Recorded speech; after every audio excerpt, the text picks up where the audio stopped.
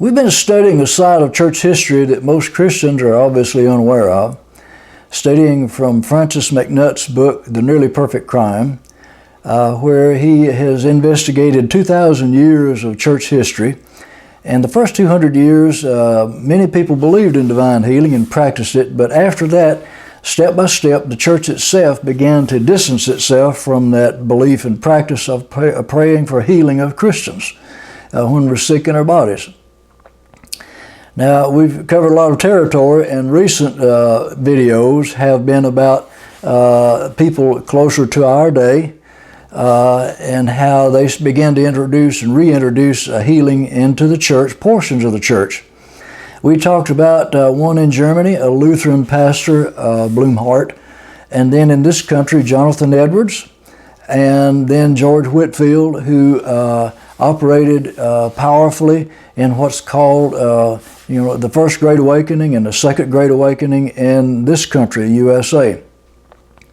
In this lesson, we're going to get a little bit closer to our time and show how people from other denominations God used. See, God can use anybody who's willing, whatever background they have. And this man was from the Episcopalian Church in this country. Dr. Charles Cullis. He was a medical doctor, a Boston physician, and he began wrestling with the famous healing passage in James 5:14 through 16. Call for the elders of the church, let them anoint you, pray over you in the name of Jesus. A prayer of faith will save the sick, and so forth. So he had to honestly deal with that scripture, and it changed his thinking. Well, he finally started praying with his patients. Remember, he was a physician. And soon witnessed several major healing miracles. They began to get healed. When people believe God's word and practice it and act on it in faith, they get what the Bible promises. This led to his combining the medical treatment of his patients with prayer for their healing. Now the press, news people, praise his work, but the clergy, remember, influenced by Calvin's cessationism doctrine, criticized him. Now, he believed that faith and medicine could work together. Other people who believed in divine healing during that time and a little bit later had a mixture, some one side and some another side. He got his idea and backing from some extra-biblical book, and so it's really not based on Scripture. Now, he set up a healing home in Beacon Hill, Massachusetts, where he held healing meetings. He taught healing prayer to thousands of people and started what's called the faith cure movement back in those days. That faith cure movement, which he started, turned out to be the first sustained healing movement of modern Christendom. Dr. Charles Cullis. But his life was out of balance. He died at 59 because of overwork.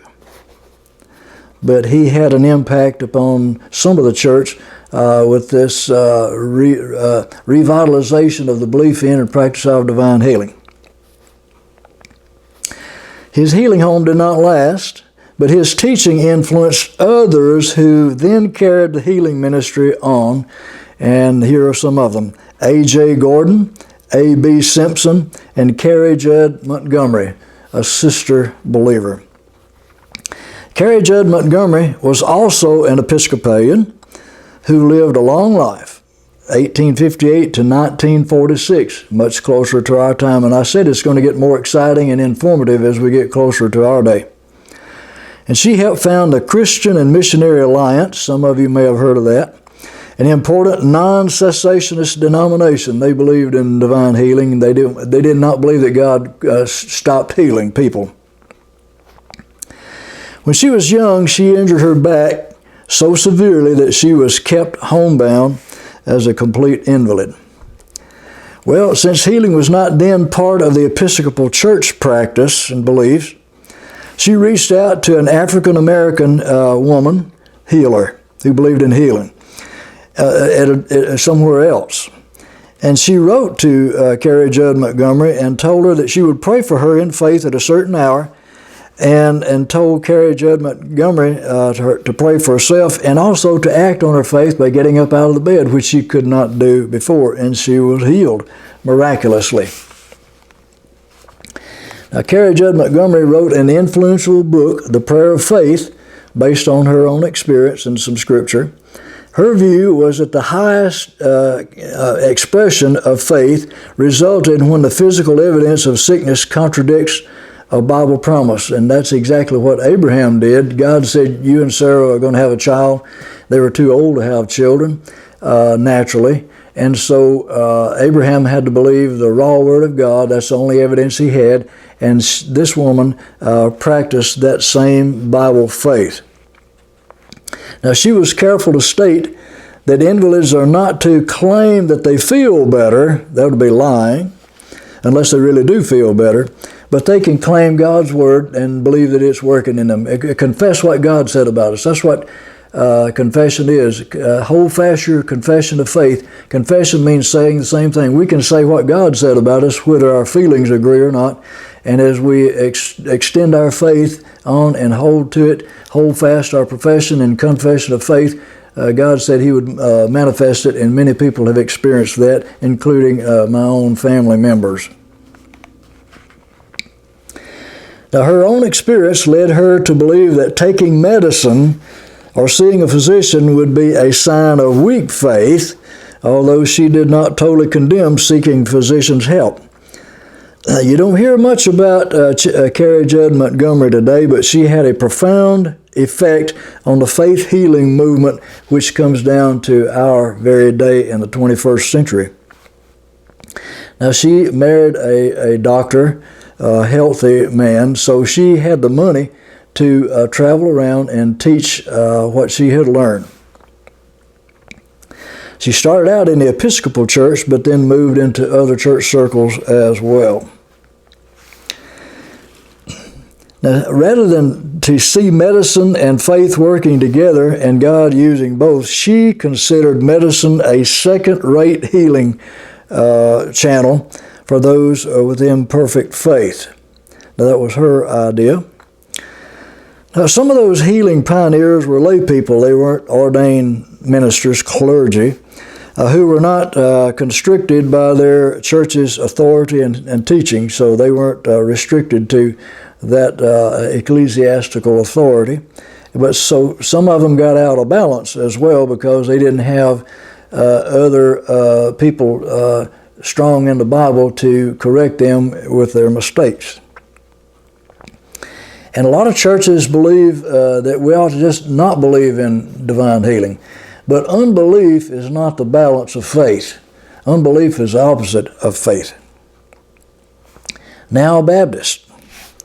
The Baptist pastor, A.J. Gordon, which I already mentioned, 1836 to 1895, got involved in the healing ministry through Dr. Cullis' books and teaching in Boston. Now, I have a note at the bottom of this book which I want to mention to you. This is a Bible truth that I've learned. God is neither in competition with the medical profession, nor is He in business with them. Just remember that. Now, when A.J. Gordon discovered that healing prayer worked, he had to sort through his dispensationalism and cessationism arguments that assailed him from most of the church denominations. But he worked it all out to his satisfaction, like Darby, John Nelson Darby did, by claiming that we are now living in a new era or dispensation of church history. There are dispensations, he said, and God didn't heal in some, but He's healing today. Well, the dispensationalism is not true, but that was the way he worked it out. But he prayed and believed God for people to get healed, and they did. Now, he read widely. He studied the subject. He read Johann Christoph Blumhardt about him, but he didn't read any Catholic sources like Francis McNutt, who studied Catholic history as well. He wrote an influential, well-thought-out book on Christian healing, The Ministry of Healing, Miracles of Cure in All Ages, which is still in circulation, Francis McNutt says. He taught first against the cessationists he fought first against the cessationists who taught that miracles had ceased, but he also criticized Mary Baker Eddy's Christian Science movement, which was growing in influence at that time. See, when a church doesn't preach divine healing, but people are sick, they'll look elsewhere for help. And this Christian Science arose, which is not biblical, not Christian, and lured many people away. And so this was a battle that many fought during this time around late 1800s, early 1900s, Christian Science. Gordon argued that if the healing revival was ignored by the church, the liberal theologians would continue to gain ascendancy and evangelical Christianity would be placed in severe jeopardy. The church itself would be threatened, not just divine healing. The long-standing separation between the Bible and experience brought on by radical cessationism was on the verge of overwhelming the mainline denominations as it had in the old Congregational church, the Puritans, who produced Unitarianism. You hear some in church history in this country about the Puritans.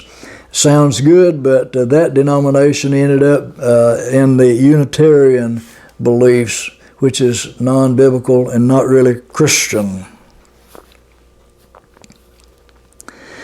Now, A.J. Gordon did not convert the majority of Baptists on his belief in healing, as we may readily observe 150 years later in most Baptist denominations.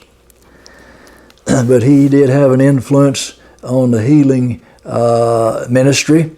And pioneers like A.J. Gordon and these others helped to found what God has raised up in our day in some churches in the belief, restoration of the belief, the Bible belief, the New Testament belief in divine healing, praying for the sick and getting them healed supernaturally. In the next lessons, we'll go on to some other characters, other people who were involved in the restoration of the healing movement.